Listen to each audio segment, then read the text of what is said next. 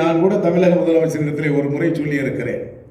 இங்கு அரசுக்கு தேவையில்லாத இருக்கின்ற இடங்களை இங்கு தனியாரும் அரசும் இணைந்து கொண்டு கூட அதை டெவலப் பண்ணுவதற்கு அனுமதிக்க வேண்டும் என்பதை நாங்கள் கேட்டிருக்கிறோம். இன்னைக்கு பார்த்தீங்கன்னா ரயில்வே துறையிலலாம் நிறைய இடங்களை குறைந்த தொகைக்கு வாடகை கொடுத்துருப்பாங்க. அதே போன்று ஹைவே சாலைகளிலே பல்வேறு அரசு இடங்கள் இருக்கிறது.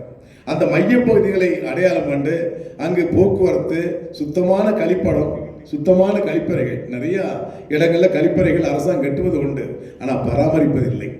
ஆனால் அரசாங்கம் கட்டுகின்ற கழிப்பறைகள் வசதிகளை அரசாங்கம் பராமரிக்கப்பட வேண்டும்.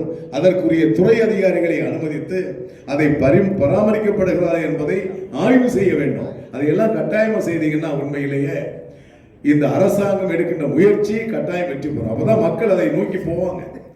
மக்கள் சுற்றுலாத்துறைன்னு சொன்னால் அந்த ஊர்ல அடிப்படை வசதிகள் இன்னைக்கு குறிப்பாக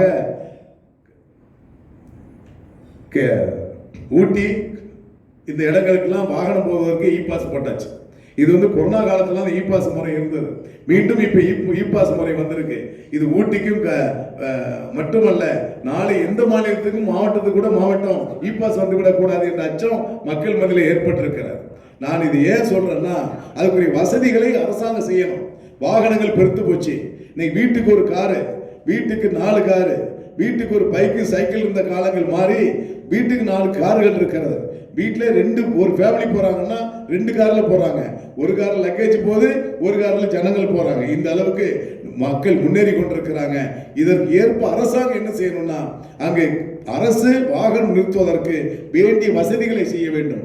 குறிப்பா ஊட்டி, கொடைக்கானல் போன பகுதிகளிலே இதற்கு மேல் கட்டிடம் கட்டுவதற்கு அரசு கட்டாயமாக அனுமதிக்க கூடாது. நீங்க அரசாங்கம் அதை போட்டு கட்டிடம் கட்டுவதற்கு அனுமதிச்சுக்கிட்டே இருந்த எல்லாரும் நெருக்கடி ஏற்பட்டு கொண்டே இருக்கும். ஆகவே மக்களுக்கும் போகக்கூடிய சுற்றுலாத்துறை சார்ந்தவர்களுக்கும் அரசு அடிப்படை வசதிகளை செய்ய வேண்டும்.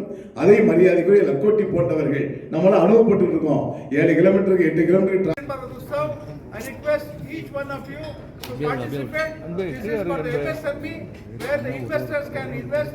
We'll have your participation in front of the government of Karnataka state, and other principal secretaries of other states are there, so that you can have the land bank details.